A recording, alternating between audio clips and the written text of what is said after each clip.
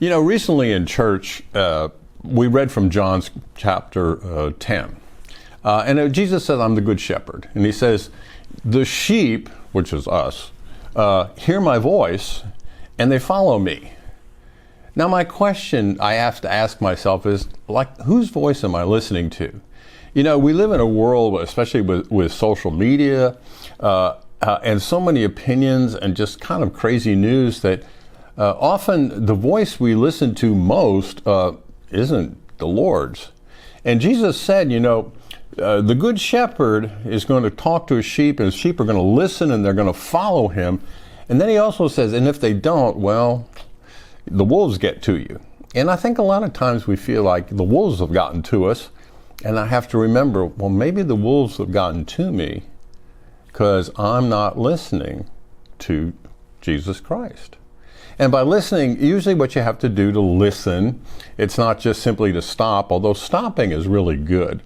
Prayer is mainly silence to let God speak. You know, God already knows what's on our mind, but God often doesn't get through and let us know what's on God's mind. But you have to balance that with a sort of a wonderful cocktail that includes Scripture, because God reveals God's self in Scripture. And also in acts of service, of acts of charity, of care, because so much that is how Jesus framed himself. He was a servant.